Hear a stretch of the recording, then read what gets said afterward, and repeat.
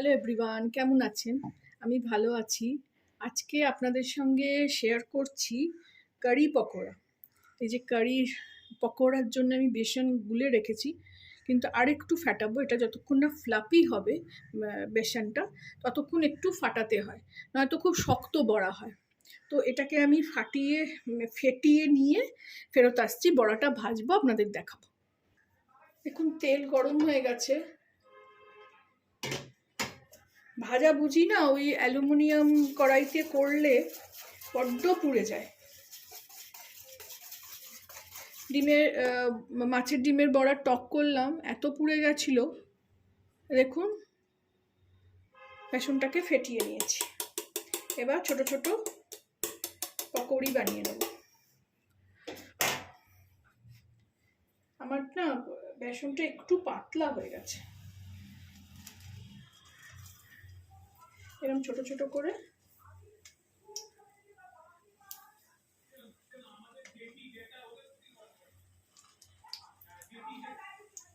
এটাতে বেসনটায় আমি একটুখানি দই দিয়েছি, আর নুন, আর একটা কাঁচা লঙ্কা একটু কুচিয়ে দিয়েছি।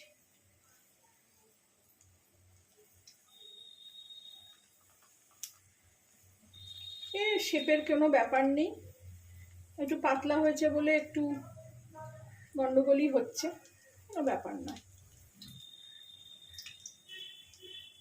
আমি যখন দিল্লিতে ছিলাম তখন এটা শিখেছিলাম। নর্থ ইন্ডিয়ার ফেমাস খাবার কারি চাওয়াল, আশা করি আপনারা জানেন। রাজস্থানি, গুজরাটিরাও খুব ভালো খায় এটা, আমাদের বাঙালিরাই জানে না। গ্যাসটাকে এবার একটু বাড়িয়ে দেবো।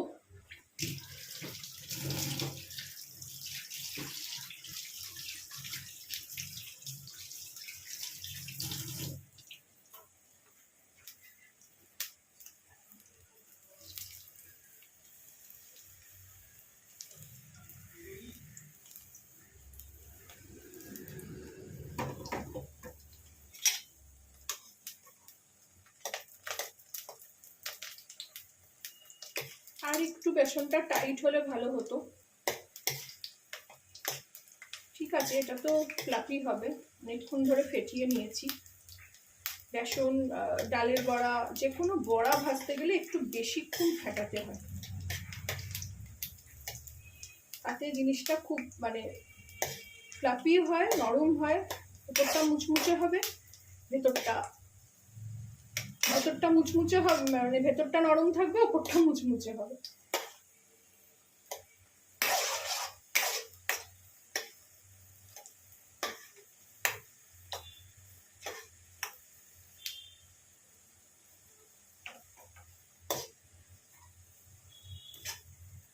অনেক রকমের শেপ হয়ে গেছে।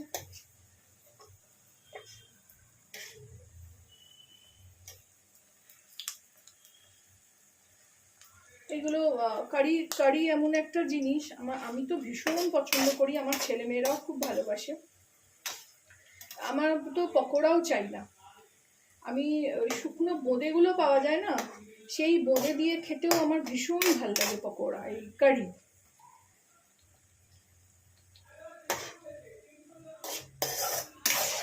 এইভাবে আমি ভেজে নিয়ে তারপরে আমি নেক্সট প্রসেসে চলে আসবো।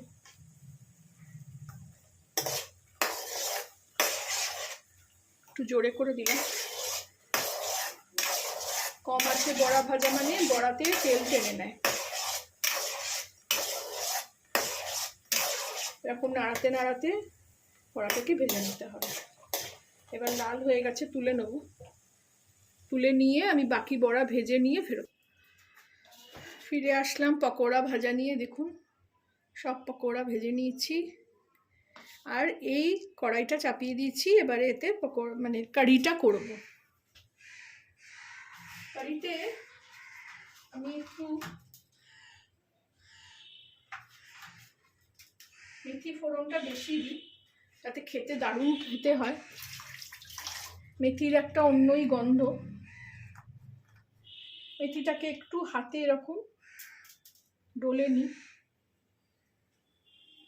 ডলে নিয়ে দিয়ে দিলাম অল্প একটু জিরে দেবো,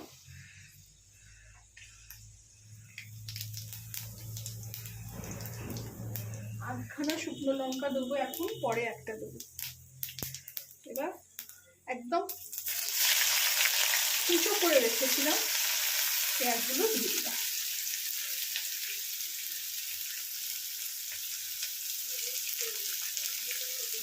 মেথিটা পুড়লে চলবে না, তাহলে অন্যরকম খেতে হয়ে যাবে।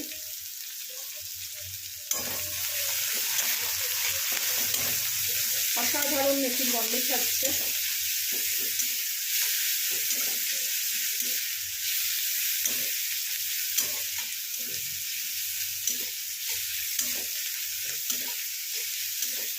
এতে বিশেষ কিছুই পড়ে না, দই আর বেসনের ঘোল দিয়ে কারি বানানো হয়, অসাধারণ খেতে হয়। আমি তো বললাম দিল্লি থাকতে এটা শিখেছি। এটা একটু ভালো করে ভাজা হয়ে যাক, তারপরে আমি ফিরে আসছি। এইবার এতে আমি একটু আদা রসুনের পেস্ট দিয়ে দেবো, কিনেছিলাম 2 প্যাকেট।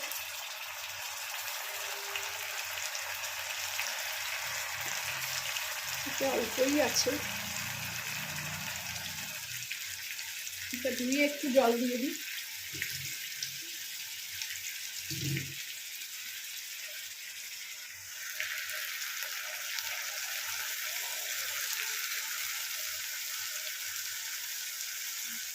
দুটো কাঁচা লঙ্কা চিড়ে দিয়ে দেবো।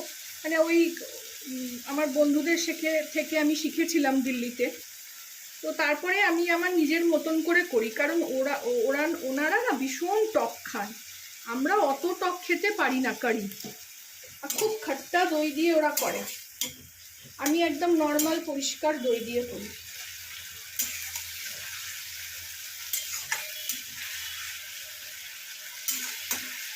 এটাকে একটু কষিয়ে নেব, নিয়ে ফিরে আসছি। এই দেখুন মশলাটা কষে গেছে,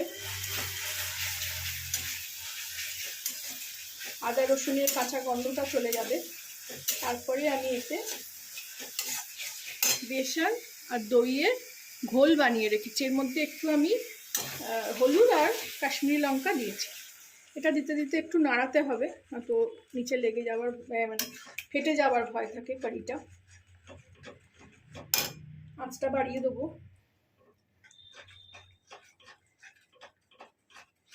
দইটা ফেটিয়ে নিলে সেরকম কোনো ভয় থাকে না, কিন্তু তাও মনে হয় যে যদি নষ্ট হয়ে যায় খাওয়াটা খারাপ হয়ে যাবে, ওই জন্য ফুটে ওঠা অবধি এরকমভাবে একটু নাড়িয়ে নিতে হবে, তাহলে দইটা আর ফাটবে না।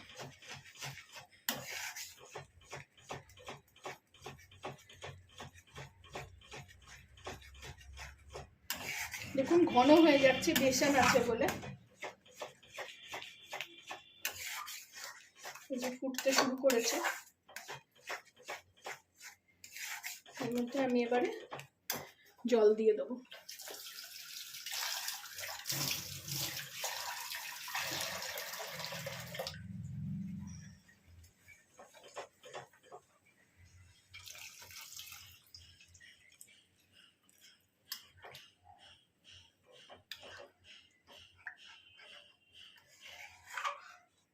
কারি একটু পাতলা পাতলাই হয়, বেশি ঘন হবে না।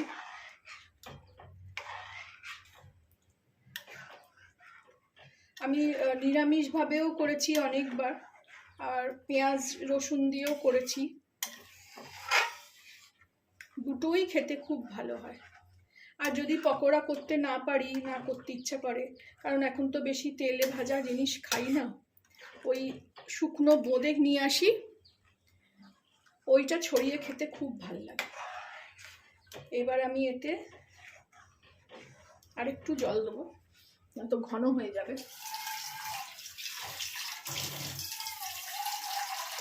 কারণ বেসন আছে তো ফুটতে ফুটতে ওটা অনেকটা ঘন হয়ে যায়।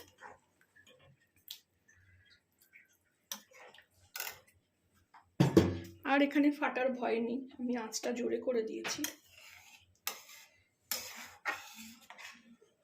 এই অবস্থায় আমি এখানে একটু চিনি দিয়ে দেবো অল্প, বেশি না, স্বাদটাকে ব্যালেন্স করার জন্য। বেশি আমরা তো বেশি টক খাই না।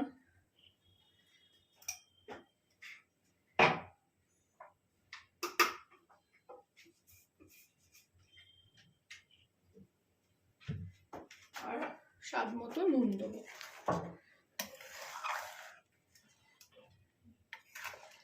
কি সুন্দর কালারটা এসছে। কারির এরকমই সাদা সাদা একটু কালার হয়।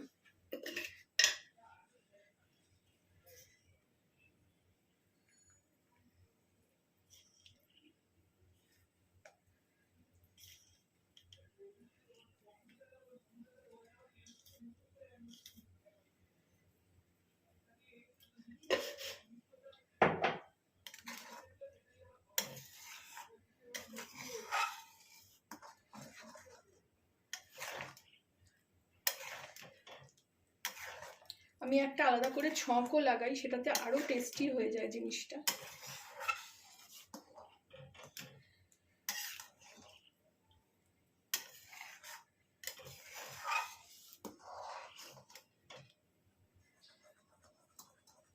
এটা ফুটে উঠলে আমি পকোড়াগুলোর মধ্যে ঢেলে দেবো।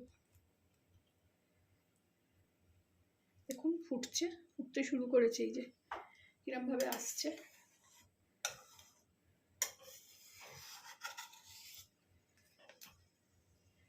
আপনারা যে যেরকম খেতে ইচ্ছে করবেন, যদি একটু ঘন ভালো লাগে তো ঘন রাখবেন, আর যদি একটু পাতলা চান তো পাতলা, আর একটু জল দেবেন। আমি এইটাই রাখবো, আমি এই ঘনত্বটাই রাখবো। এই দেখুন এটা আরো টেনে নেবে, এর মধ্যে এবার পকোড়া পড়বে।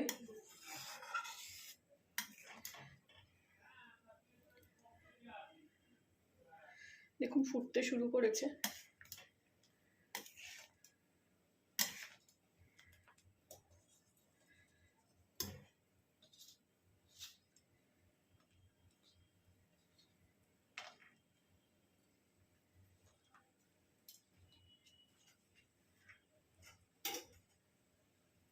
আঁচটা একটু কমিয়ে দিলাম।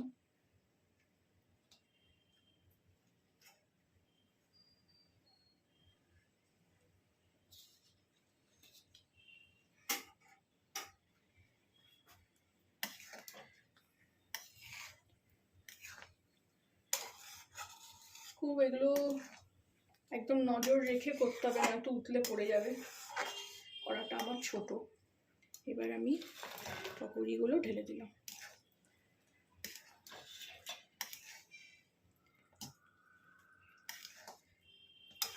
এবার পকোড়িগুলো একটু এর মধ্যে ফুটুক, তারপরে আমি ফিরে আসছি। দেখুন দেখতে কত সুন্দর হয়েছে, ফুটছে। আমি এবারে এটা হয়ে এসছে, এবার এদিকে যে কড়াটায় আমি পকোড়িটা ভাজলাম, এই কড়াটা একটু জ্বালিয়ে দিই।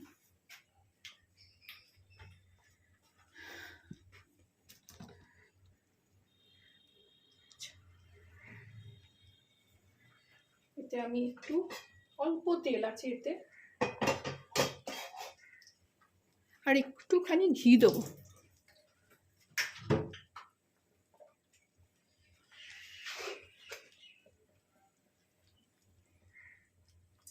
শুধু একটু ভালো টেস্ট হওয়ার জন্য।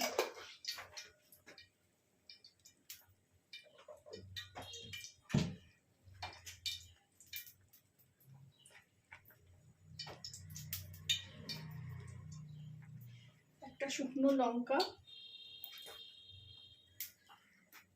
ভেঙে দিয়ে দেবো, আর কয়েক কোয়া রসুন শুধু একটু ভেঙে নিয়েছি আমি।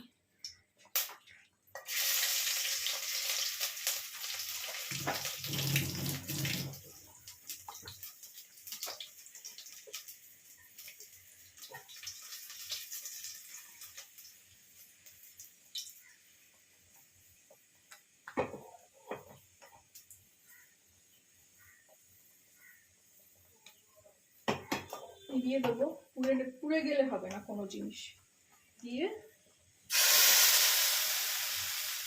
ছক লাগিয়ে দিলাম।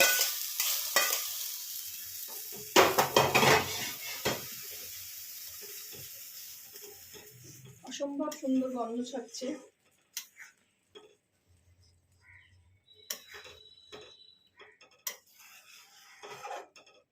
আপনারাও এইভাবে বানিয়ে খাবেন, আমাকে জানাবেন কেমন লাগলো। ভালো লাগলে আমার চ্যানেলটাকে একটা লাইক, শেয়ার অ্যান্ড সাবস্ক্রাইব করে দেবেন। গ্যাস অফ করে দেবো। এটা আর সার্ভ করলাম না, অনেকটা জিনিস করাই থাক। Thank you for watching.